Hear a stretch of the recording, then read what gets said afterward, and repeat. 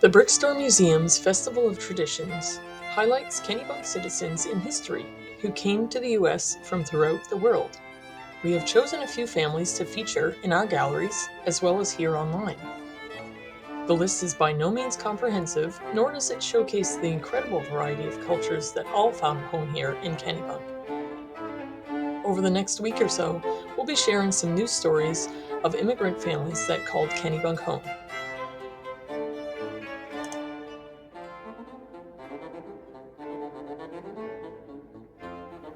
At the turn of the 20th century, Kennebunk was a small town with a population of roughly 3,000 people.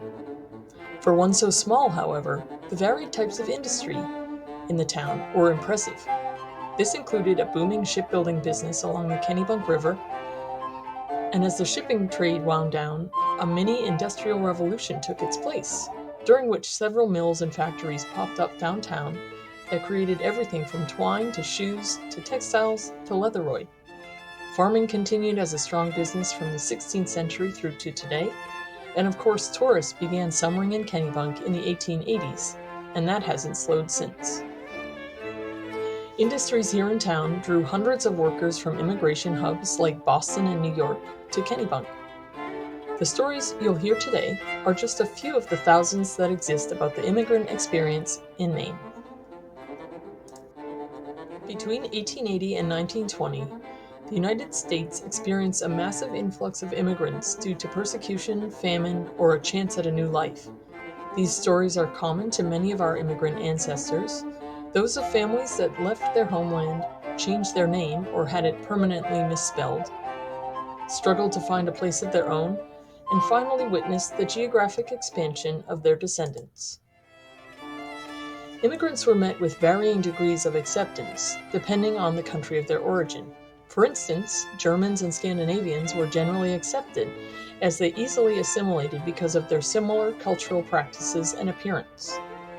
The cruel caricatures of people of various other cultural origins stoked a growing public fear of immigrants and inspired Congress to pass restrictive immigration laws in 1917 and again in 1924. Put simply, these laws limited the amount of immigrants allowed into the country annually. Hundreds of thousands were turned away, specifically in the 1930s, as persecuted groups in Europe sought safety.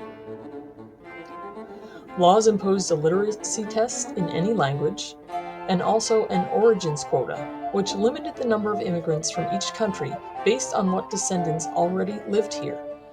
For Asia and the Middle East, this resulted in a complete halt of immigration to the United States until 1965. For others, the quota restricted immigration to 2% of the current population from specific countries. The new law traced the origins of the whole of the U.S. population, and as a result, this included large numbers of people of British descent. So the percentage of visas available to people from the British Isles or Western Europe increased, while immigration from elsewhere decreased to a trickle. These laws were not altered until 1965.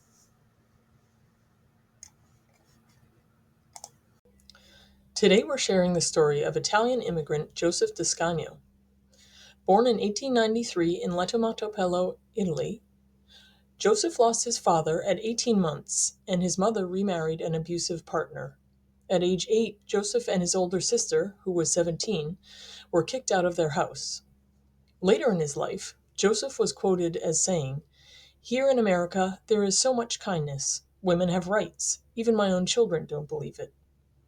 He and his sister wandered the Italian countryside, eating fruit from trees. At one farm, they got in trouble for picking fruit, but upon telling their sad story, Joseph was invited to stay and work as a servant feeding cows, sheep, and doing odd jobs.